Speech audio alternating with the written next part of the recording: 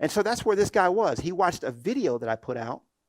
And that one video, he said he was able to list 60 houses from just what he learned from that video. And he said, but what it really did was it helped me put food on the table for my family. That's what you've done for me. And I call that, guys, the paycheck that you'll never spend. Okay? I've gotten a lot of paychecks. Welcome to the Success with Listings podcast, where we help you get success in the real estate game the easy way. Now you can get off the roller coaster of feast and famine and out of the rat race of competing with every other agent in town. Hi, I'm Knolly Williams. I took over 1,000 listings during my first 10 years in the real estate game, and in this podcast, I show you how to have success with listings. Let's go. Let's kick things off. So it's success with listings. My vision, guys, just so you know up front what my vision is to have multiple events in this facility with different themes, okay? So today we're going to be talking about why listings. Anybody want more listings? Raise your hand if you want more listings. Yeah. Listings is the name of the game, guys, and we're going to talk about why that is as we move forward together. How many of you already know listings is the name of the game? Yeah. Let me take a quick temperature of the room. How many of you guys that are in real estate, okay, are doing at least, say, one listing a year right now? Raise your hand. Doing at least one, or you have hopes of doing at least one deal a year. How about 10? 10 a year listings? 20? Okay. Anybody doing more than 20 a year? Okay. Okay, that's good because it helps me to gauge the material and how fast to move with the material, okay? Now, let me just share with you how my class works. Would that be okay with you? We like to smile. We like to have fun in my class. And if I see you guys not smiling, I'm just going to smile to encourage you because we like the space to be energetic. See, here's the thing. A lot of you guys are doing real estate, and it's no longer become fun for you, okay? It's no longer become fun for you. Real estate is something that you should be able to use your God-given abilities to help people, and it should be fun. We're going to talk about some of the reasons why it's not fun and how to change that while we have our talk together. So, by the way, there's a treat in here for you guys. We're doing 3 hours free MCE. You guys I didn't advertise that the class was MCE, but because we didn't have MCE credit yet, but we just got approved yesterday for MCE. So yay!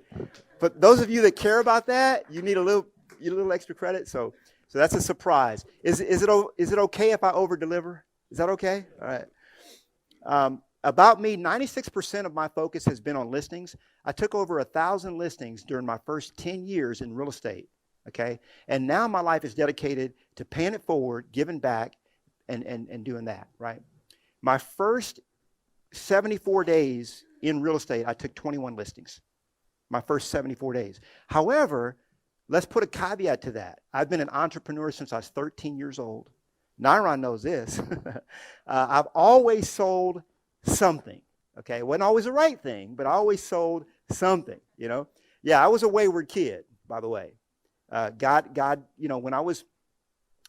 hold of me when I was about 10 years old, and I didn't want to have anything to do with this guy that they call God. So I ran as far away from that as I could throughout my teenage years. I left home when I was 16 years old, okay? Basically ran away from home. I don't really say, I never admit that, but it was really what it was. I ran away from home, and I stayed with some friends of mine that were knuckleheads, just like me. We kind of flocked together. And I call it the land of anything goes, okay? His mom was hooked on drugs. I was 16 years old. He was 16, house full of teenagers, and whatever we wanted to do, that's what we did, okay? So I did that, lived that lifestyle. You remember in the scripture talks about that there was this prodigal son. He ran away from home, and he tasted all that stuff that he thought was the good life. He tasted that stuff. That's what I did. When I was 18 years old, I said, you know what? My life is leading me nowhere, and I need to make a change. And that's where I fell in love with this guy, this dude they call Jesus Christ. I fell in love with him. I'm still in love with him to this day. He led me to Austin, Texas, where my uncle lived. He said, boy, you need to get up out of... I was living in Los Angeles. I was born in Brooklyn, New York, okay? Anybody in New York in the house? Yeah, you still admit it, huh? I was born in, all right. I was born in Brooklyn in 1970. And because I don't want you guys to be the whole seminar, how old is this dude? You know, I'm 49, just turned 49 last month. And then my mom moved to LA when I was 10 years old. So I grew up she moved to South Central. We moved to Compton when I was 10. And I grew up kind of in that environment, in that area. And so that's kind of my life story. I moved here when I was 18. I've been here 30 years. I came here with an overnight bag because I was like, man, I ain't moving to no Texas. Back then I didn't have now I'm like all in, right? I'm all in with Texas. So I like to teach, train, coach. When I was 45 years old, I call myself that I retired. Gary and I were talking about this earlier. I retired, right? And what that meant for me, I paid off my house, had everything else paid off, became completely debt-free, no credit card debt, no debts of any kind. Now, let's rewind, though. When I was 22, okay, I started, or 23, more or less, I started my very first business, okay? Now I've been an entrepreneur since I was 13, but I always worked for someone and did entrepreneuring on the side. Some of you might work another job and do real estate on the side. Some people do that. And so at 23, though, I started my very first business. It was a record label, okay? And I started that with $1,800 that I say borrowed. I really, what would be a good word? I just basically asked family and friends for money to start my first business. I did a fundraiser. Yeah, I did a fundraiser and I raised $1,800 and I started my very first business with that $1,800. Now you fast forward 4 or 5 years later, I was making $150,000 a month. $150,000 a month in that business. Spending $160,000. Okay? That's done with a capital D, right? But that's what people do. And here's the thing, it doesn't matter how much money you make, that's not really the end game. Does that make sense? So by the time I was 29, I signed a lucrative deal with EMI Capital. They gave me $650,000 to sign on with them. I did. And who gives a 29-year-old that kind of money? Well, obviously people do that. I mean, even younger people are getting these big contracts. And by the time I was 32, I was bankrupt. Okay, we had a 6,000 square foot home on 10 acres right here in Round Rock. Okay, we had a 1,200 square foot recording studio and a 1,500 square foot office building. I had 14 employees, 18 recording artists on the label, lost everything, start over from scratch. And I said, what am I going to do now? Okay, I'm 33 years old, and you know what people would tell me? You do good in real estate. You ever had somebody tell you that? How many of you guys came from another career? Raise your hand. You came from something else. Okay, most of us have. Most of us didn't start in real estate. We came from another industry, another career. And so they said I'd be good in real estate. I thought I'd maybe be pretty good. So I went ahead and got my license, but I was afraid to practice. Okay, so I didn't even start practicing, even though I got my license in June. I didn't start practicing until December of that same year. So that's how, I did a lot of research, a lot of study, and I put in the work. How many of you guys know that first you learn and then you earn? Some of y'all just want to go straight. Some of the people, and I'm not talking about you guys, when I say y'all, that's just a Texas term. Doesn't mean in the room. By the way, we're videoing this. I got Tim and his crew back in the back. Thank you, Tim. I like to video these things so I can make it something that I can pass on to you guys for later and share it with the world. We're streaming into my Facebook account right now, and I don't know how to do any of that stuff, but I look smart enough like I know what I'm doing, but really the backbone of any professional person like you guys is a good team. So thank you guys for doing that in the back. Thank you. Clap your hands, because they're going to provide you with a free copy of this as well. So 33 years old, I was scared to death of doing real estate, but I studied the game. And when I had the game tight, how many of y'all know what having your game tight means? Some of y'all know what I'm talking about now. When I had my game tight, that's when I jumped in the game, and I was able to take 21 listings during my first 74 days in this business. I still have the snapshot of my inventory, And I have that because I was with a company that's no longer exists, Prudential. I was with Prudential for 74 days until I moved my license over to RE/MAX. Okay, joined RE/MAX, and within a few years, I was, within just a couple years at RE/MAX, I was one of the top 10 in the state of Texas. Okay, in the state of Texas. Big state, a lot of agents.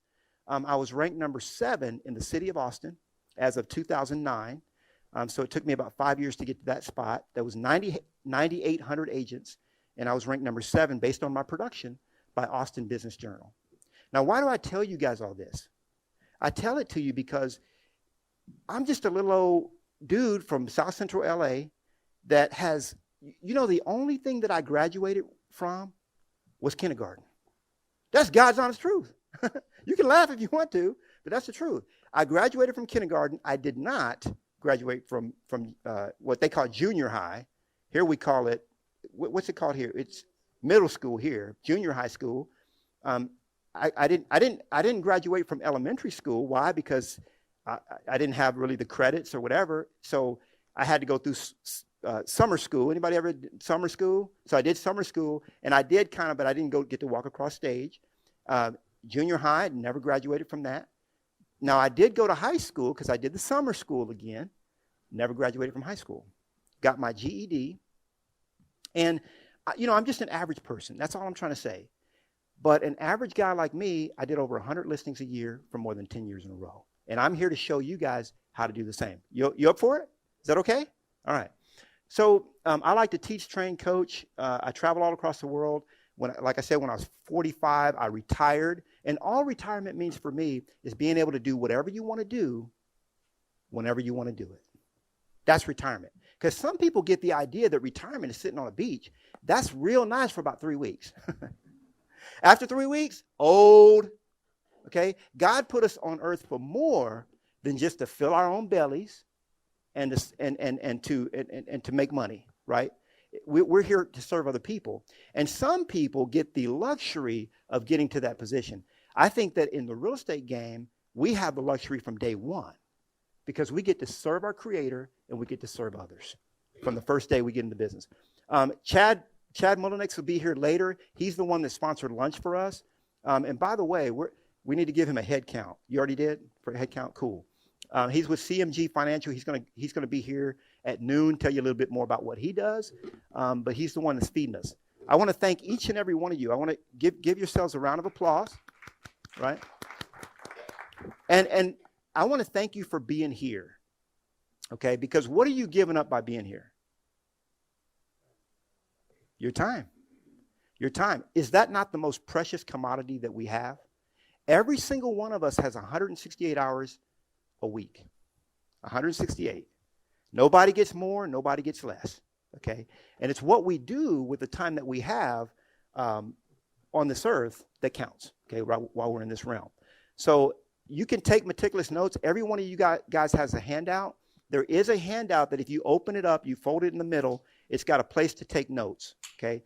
And that's kind of a handy place if you want to do that for you to take your notes because that way you'll keep it together. You've got one right there. Let me grab yours just as a visual aid.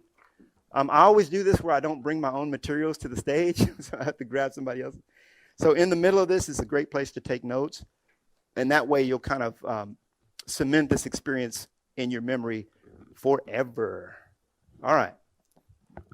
So you'll all get the video of the event and that handout. Now we have some ground rules. Cell phones on vibrate, minimize side talking, have fun, and no chewing gum. Okay? Those are my rules.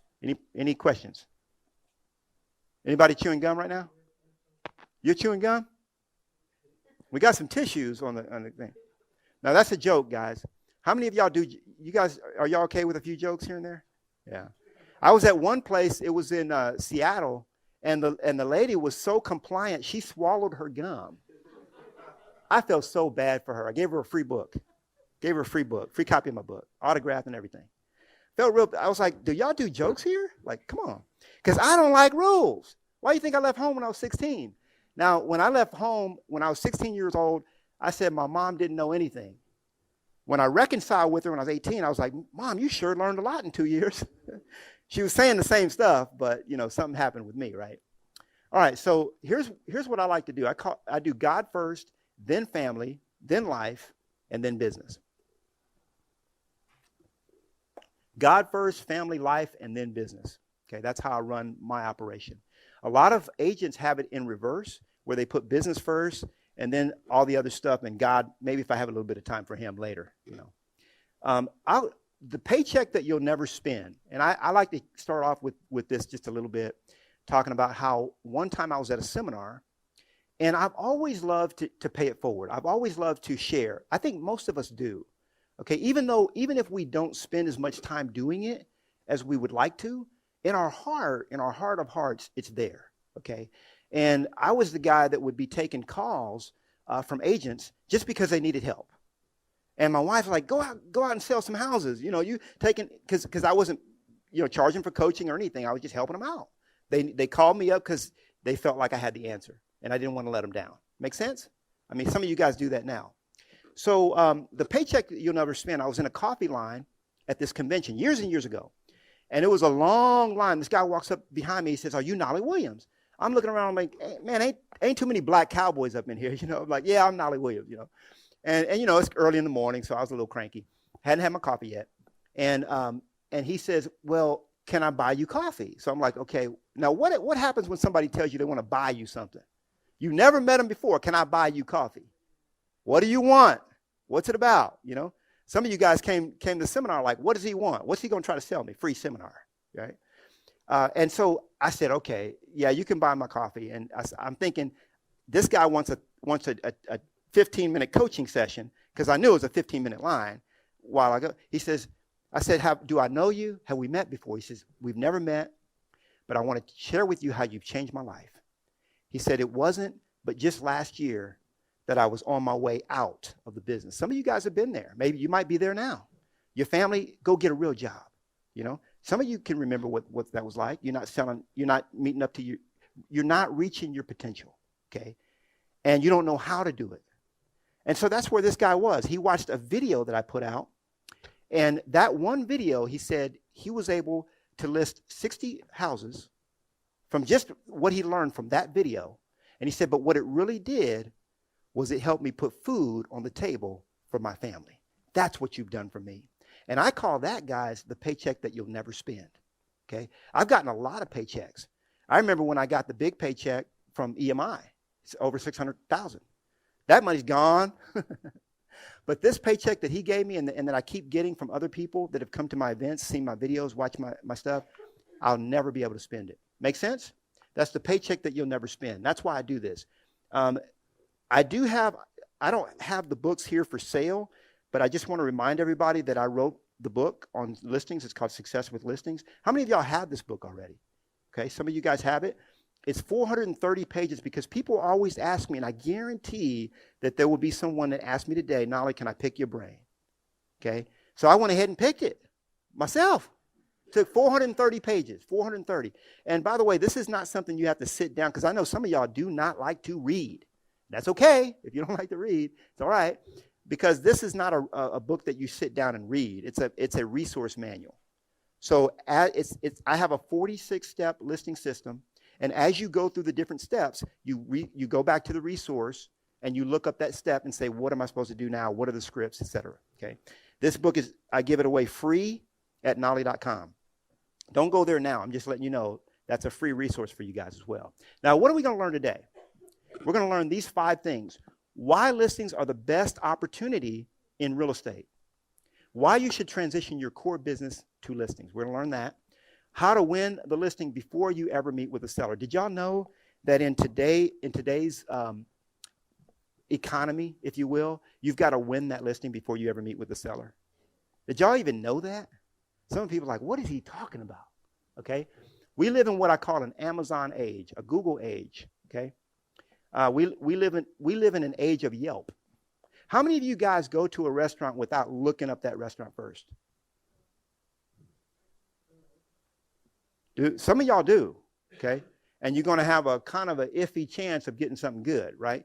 Now, if you looked up a restaurant and you see it's got the Yelp reviews are like 1.5 stars, are we going to eat there? We ain't trying to get sick. We got places to be, right? So you have to win the listing before you ever meet with the seller. Okay, sellers have a lot of options, and they actually, before I ever meet a seller, they know me already. Here's a trick, guys. Write this down.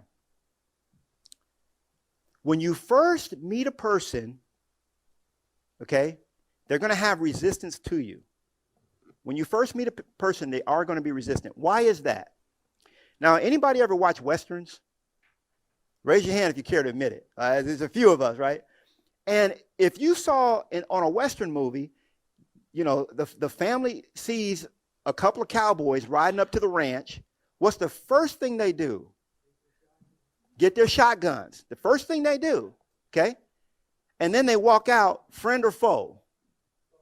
Friend or foe? That's the question they're asking. Are you friend or foe?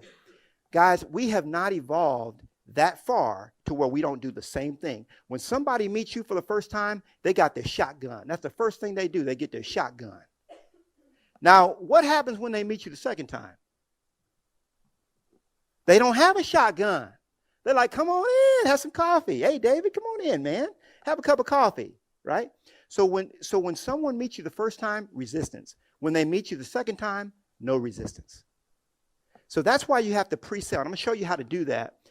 Do number 3, how to earn more money and work less, okay?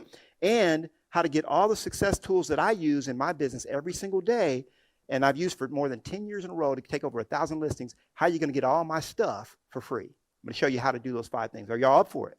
You ready? Okay. I want to hear a yes. Yeah. All right. Okay. So now, why listings? Okay. Focusing on seller listings will allow you to get what you want faster and will allow you to have a life. How many of y'all want to have a life? Okay. Because if you have right now today, you have 13 buyers, they all want to buy right now. Are you going on that cruise? You're not going on the cruise. Unpack your bags. Cancel your plans. But if you have 13 listings, all you're going to do is go to a colleague in your office and say, hey, I've got these listings, and I need you to babysit these. And all they're going to do, guys, is they're going to babysit them into escrow. They're not going to close by the time you get back. Does that make sense? I mean, you're talking about you're going to be gone for 10 days. All they're going to do is babysit them into escrow. You give them a few $100, not a lot. You're not giving them a referral fee because it's your listings, right? And you go on your vacation. You notify your clients and say, hey, such and such is going to help you while I'm out of town. That's it, okay? Listings will allow you to have a life, guys. Don't be afraid of listings. Now, why listings, okay? Let's go back. So what percentage, and I read this book called The Millionaire Real Estate Agent when I first got into real estate. Before I got into real estate, I read the book. What percentage does Gary say that we should be focused on listings? What percentage of our time? Some of y'all know the answer. Just give it a guess, guys. My class is cool. This ain't teacher so-and-so now. Don't be flashbacking on me now. Huh? What is it? 80-20? 90%? I heard it 90? 100%? What else? Over 90%? Who else? 75%. Now, here's where people get mixed up. Now, here's what the book actually says. It says there are so many great reasons to devote how much? How much? All of your time and effort to taking and marketing listings. Make listings your primary focus. So what Gary taught me was to spend all of my time focused on listings. That's what he taught me.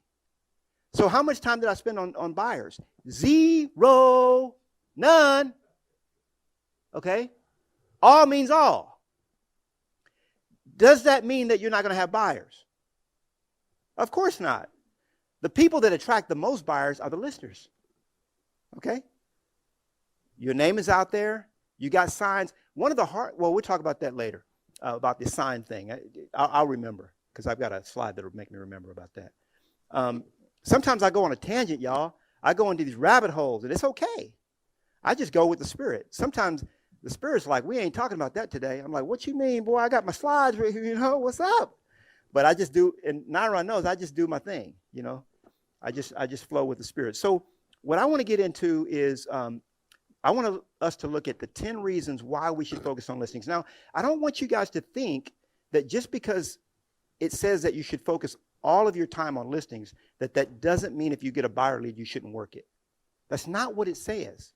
It just says that you're going to spend all of your time focused on marketing for listings. Does that make sense? So that means, and when you start to think that way, guys, something happens in the cerebral cortex, something happens, and it just changes the way that you operate. Okay? When you know what your focus is, everything else becomes what? A distraction. When you know what your focus is, everything else becomes a distraction. And if your focus is listing, so I would do things like, I had my van, and on the back it was like thinking about selling your house, list with Knolly. Sell in less time, get more money, free consultation. Okay? And that's where I put, all my marketing was geared toward listings, period. Okay? When I got my business card, what was my title on the business card? What did I call myself? Brand new in the business. Never sold a house, never showed a buyer, never worked with a seller. Brand new. What was my title? Listing specialist. That's right. Listing specialist. Some of y'all are good students. Good students. You've seen some of my YouTube stuff. So listing specialist. Never helped a buyer, never worked with a seller, but I was a listing specialist. Okay? Because we get to choose and pick what we specialize in. All right? So your whole mindset needs to shift toward listings. Now, I'm going to tell you what to do. Okay? And this is what I tell my Mentorship Masters members. Okay? We got a couple of VIP Mentorship Masters. Raise your hands. What's up? All right. I've got a group called Mentorship Masters. I'll talk to you guys later about them. But what I teach these guys is you always want to be focused on listings, listings, listings. That's the key. That's the name of the game. Well, thanks so much for tuning into this episode of the Success with Listings podcast.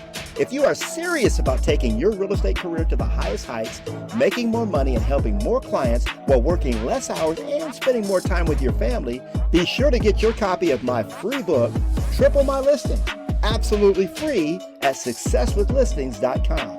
Now, you want to be sure that you subscribe to the podcast and check out successwithlistings.com to get your copy of my free book. Hey, I'll see you on the next one.